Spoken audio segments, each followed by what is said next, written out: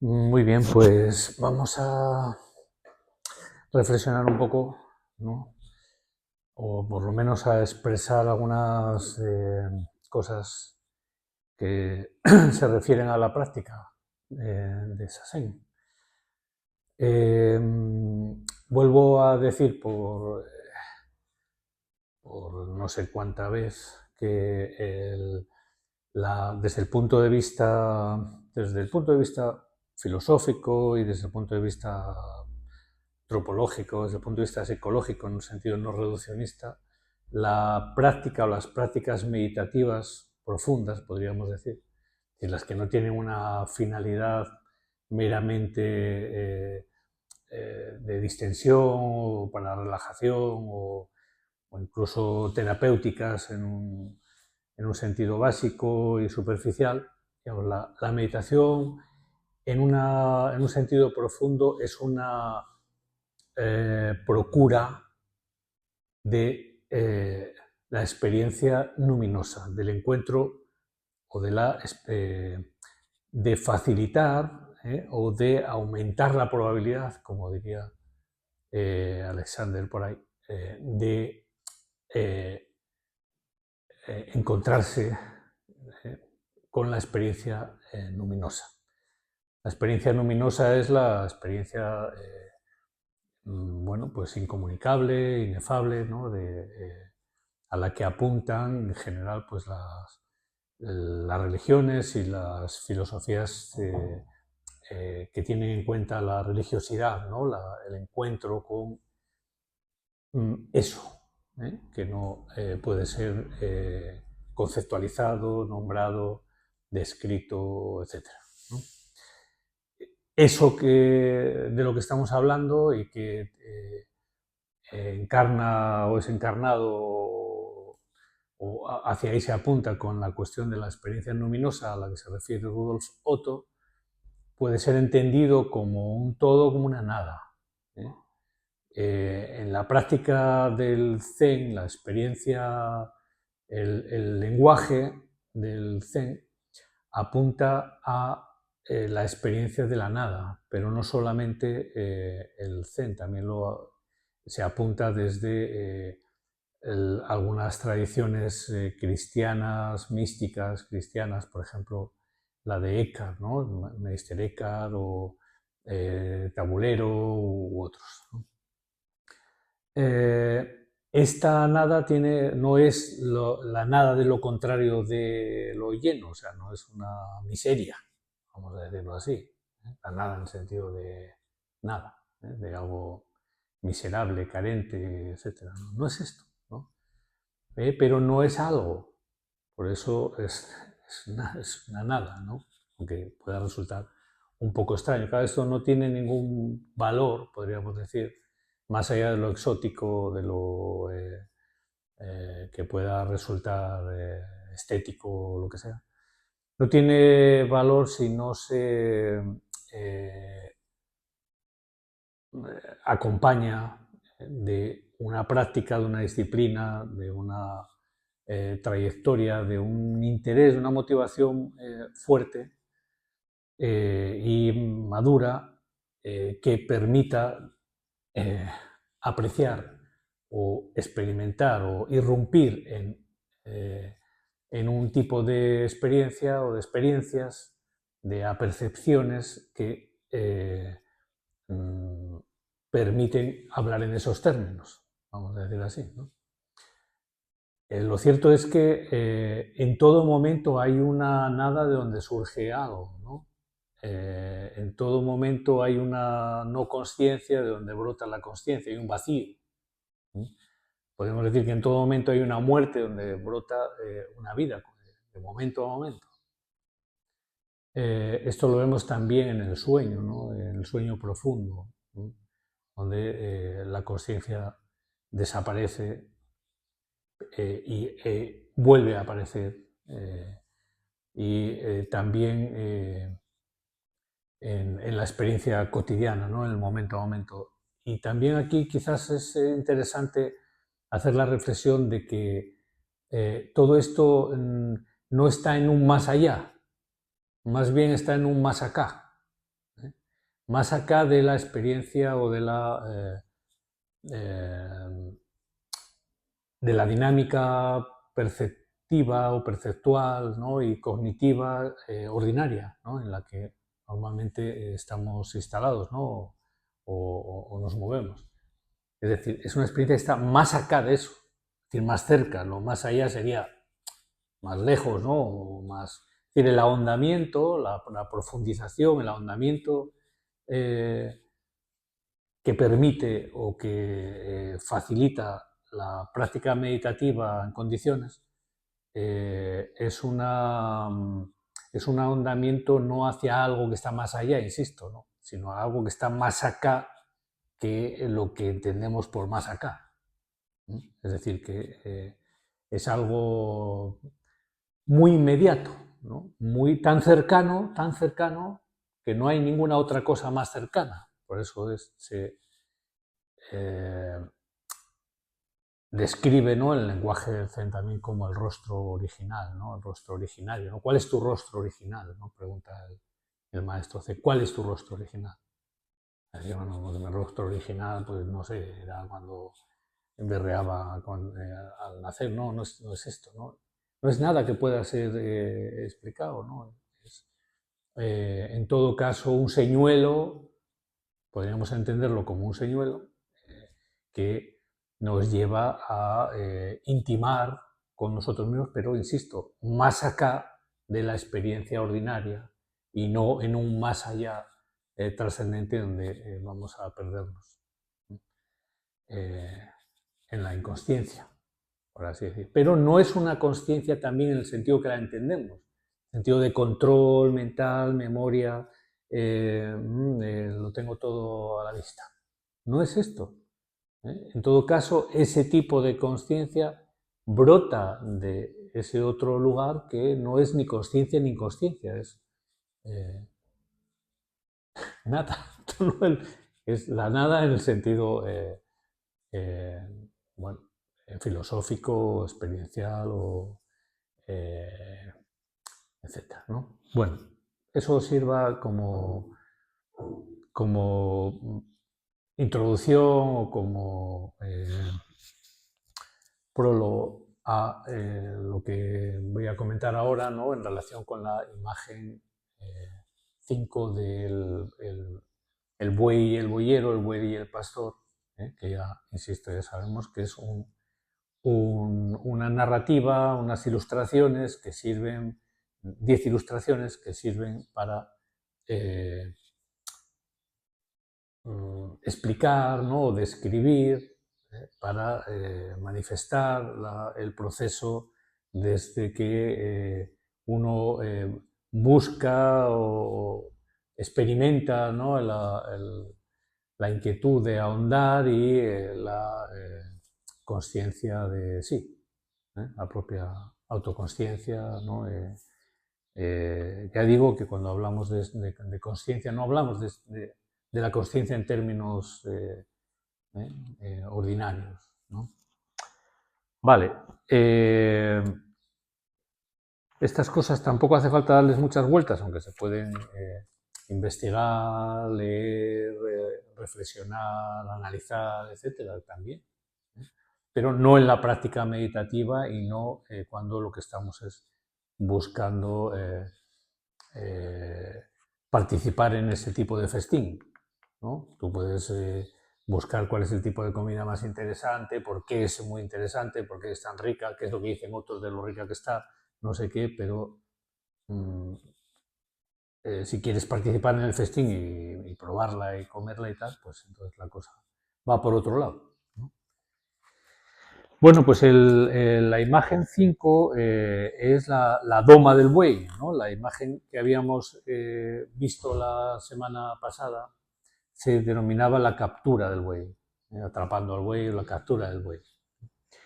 Entonces, la 5, la doma del buey, aquí, desde mi punto de vista, ya se dan instrucciones o se tiene en cuenta la práctica meditativa y también la disposición actitudinal, ¿no? la actitud que requiere ese encuentro con lo luminoso, ¿no? Dice, si surge el más pequeño pensamiento, entonces inexorablemente le sigue otro en una ronda sin fin. Esto, bueno, procede de la experiencia, ya sabéis que son comentarios de uno de los abades del monasterio del budismo Zen en Kioto, ¿no? Si surge el más pequeño pensamiento, entonces inexorablemente le sigue otro en una ronda sin fin. Es decir, si estamos en el no pensar intencional, no en que la mente traiga y lleve pensamientos, que eso es su naturaleza.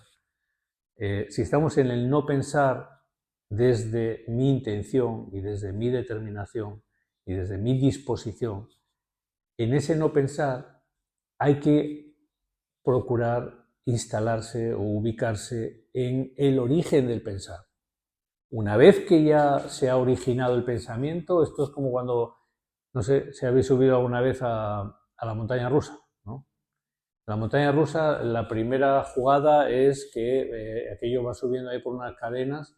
Dices tú, bueno, esto no, está chupado, ¿no? Pero ya cuando vas llegando arriba y ya ves toda la caída que viene luego, una vez que hace, o sea, decir, que ya deja esa tracción, entonces ya es la propia inercia la que lo lleva, ¿no? O en un tobogán, ¿no? Subes en un tobogán y te encaramas ahí y tal, y una vez que ya te deslizas, una vez que ya estás bajando, ahí es que ya no se puede parar, ¿no? Esto pasa igual con el pensamiento, la ideación, las emociones, etcétera, ¿no? Una vez que entras ahí en ese juego o en esa dinámica, estás perdido, ¿no? Quedas atrapado de alguna manera, ¿no? Y eso lleva a otro, etcétera. Entonces, hay que buscar ahondar, es decir, buscar ubicarse ahí, en ese punto donde se inician la ideación, el pensamiento, para mantener la cosa en silencio, vacío, al menos en el ámbito de la mente consciente, ¿vale? O de lo que podemos más o menos manejar o disciplinar. Bueno, dice, el despertar hace que todo sea verdad. La ceguera que sea un error. El despertar estaría en esa, digamos, en ese prescindir, ¿no?, de la ideación, y el error en el momento en el que entramos en representarnos las cosas. Es necesario, pero hay que tener en cuenta que eso no es la realidad. O sea, el mapa no es el territorio. Entonces, bueno, el mapa puede ser útil, pero no es el territorio. No puedes contemplar una montaña en un mapa. Y dices, joder, mira qué montaña más bonita y tal. Eso no tiene sentido, ¿no? Los pensamientos no surgen del entorno, sino de la propia mente del boyero, del pastor. Es decir, que solemos pensar que las cosas son como las pensamos, ¿no? Y no. Es decir, las pensamos como somos. Sostén las riendas y no te concedas ninguna vacilación. Entonces, aquí se está entendiendo también el proceso como una disciplina, ¿no? Es decir, o sea, aplícate, no vaciles, cuida de no iniciar, no entrar en la dinámica una vez que se inicia el pensamiento, etc. Es decir, que son instrucciones basadas en una labor también, ¿no? En un trabajo, si quieres decirlo así, ¿no? Una disciplina, ¿no? Una dinámica, ¿no? Es verdad, ¿no?, que se dice y decimos, ¿no?, que la práctica es sikantasa, ¿no? Es decir, no buscar beneficio, ¿no? Sentarse sin buscar beneficio. Esto está claro, no procuramos nada, ¿no? Pero hay que sentarse también con una disposición. Y esa disposición requiere una cierta determinación, ¿no? Una cierta voluntad, ¿no? Bueno, dice, entonces ahora la parte más que viene más en verso, ¿no? de los comentarios a esa ilustración, que es la 5, la doma del buey, dice, el boyero, o sea, el pastor, que lo de boyero suena un poco raro, el pastor no debe dejar ni por un momento el látigo o las riendas. Es decir, mantente en la determinación de no enredarte, ¿no? De no estar desarrollando, no entrar en análisis y tal. De no dejar ni por un momento el látigo. El látigo es la voluntad, o las riendas, que es lo mismo, ¿no? La voluntad. O, de otro modo, el buey, la mente, ¿no? El potencial mental, saldría de estampida levantando polvo. En el momento en que cedes, pues, la cosa ya, digamos, se desmadra. Sin embargo, si se domestica al buey con paciencia y mansedumbre, o sea, no violentamente, no reprimiendo, no luchando contra, sino sosegadamente, tranquilamente, entendiendo, comprendiendo, reuniendo, integrando. Sin embargo, si se domestica al buey con paciencia y mansedumbre, seguirá al pastor, al boyero, por sí mismo y sin cordaje ni cadenas. Que, no se trata de ir ahí encadenado, forzado, ¿no?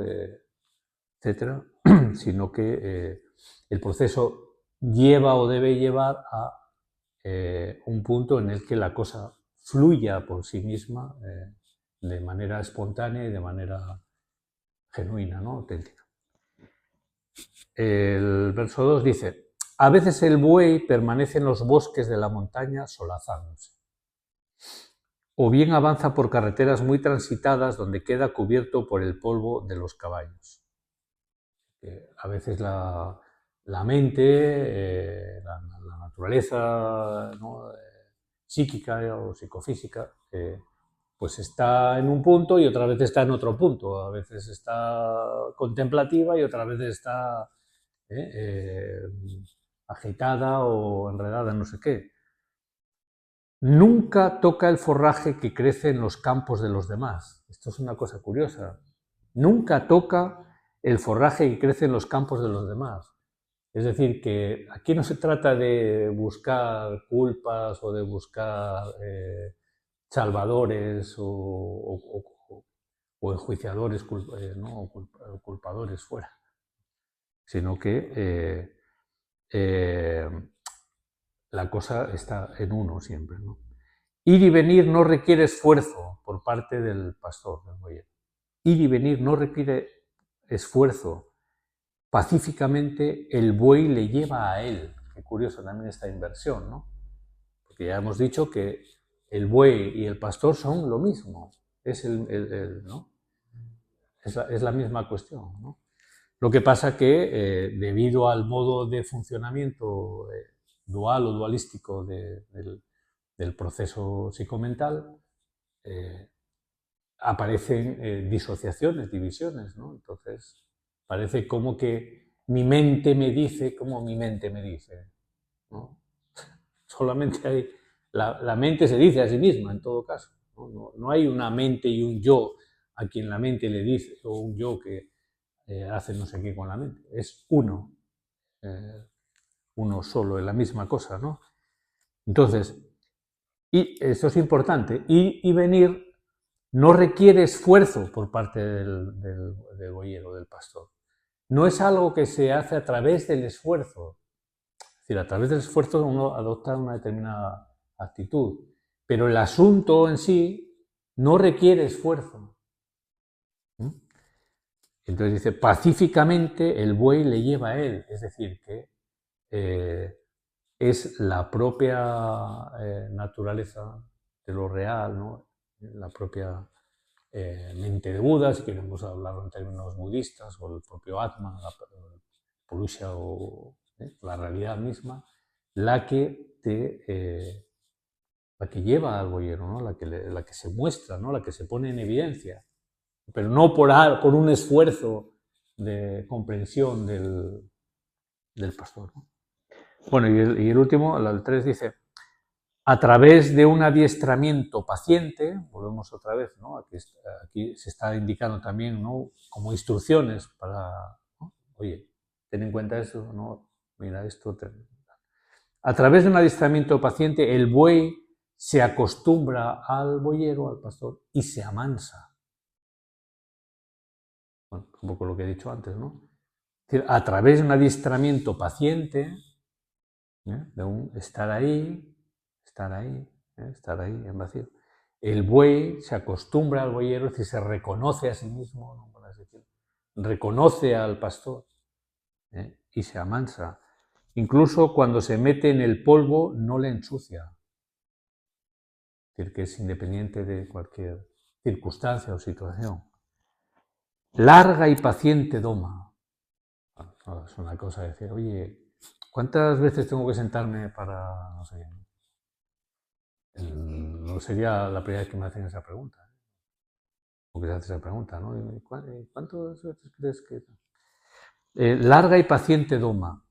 A través de una repentina ruptura, el pastor, el boyero, gana toda su fortuna. Larga y paciente doma.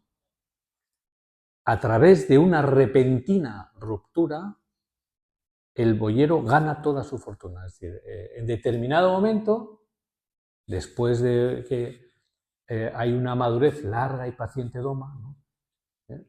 De manera natural, de manera espontánea, como la fruta madura que cae en su momento, cuando menos te lo espera, mejor encima de la cabeza, hay una experiencia repentina, que significa para el pastor toda la fortuna, ¿no? En el sentido de que se reconoce a sí mismo, ¿no? Alcanza, digamos, una visión, una experiencia no dualista, ¿no? Integrativa, ¿no? Y es que hay algo más valioso que eso realmente. Y termina la última línea, dice, bajo los árboles, otras personas se encuentran con su sonora risa. Yo esto lo he visto en un setting hace unos años en Alemania, en un setting, pues, no sé, estaríamos 100 y pico personas ahí meditando, una y otra vez. Y en una de estas, en ese silencio meditativo, ¿no? Y a la vez la presencia, ¿no? de tantas personas, ¿no? Cada una consigo misma, una cosa que a veces suele ocurrir, pero que yo también la presencié ¿no? En ese momento, es alguien que tiene una experiencia y se parte de risa. Es decir, ¿no? Empieza a reírse, pero a carcajada limpia, ¿no? Y entonces, bueno, pues digamos en ese caso, el maestro que dirigía que era Alexander Prayer, lo levantó hasta donde él, y dijo, vamos, entonces se lo llevó aparte, ¿no? Al Doxa, ¿no? Digamos, ¿no? Para dialogar con él, qué es lo que ha pasado, ¿no? Pero voy al tema de que literalmente, o sea, no es una metáfora, es que es una cosa real, ¿no? Por cierto, aunque esto sea tangencial, ¿no? Jung tenía una risa tan formidable, tan estruendosa, que se cuenta que en una ocasión había antes tener una celebración en su casa y había un patio hasta, ¿no? donde estuvieran allí en la casa y tal. Una fiesta o una celebración o algo así. Y alguien pasaba por fuera y oyó a alguien reírse tan formidablemente que debió entrar a preguntar quién era el que se reía así, ¿no? De bien, vamos a decir, ¿no? Y era Jung, una palabra. ¿Vale? Bueno, Pues hasta aquí.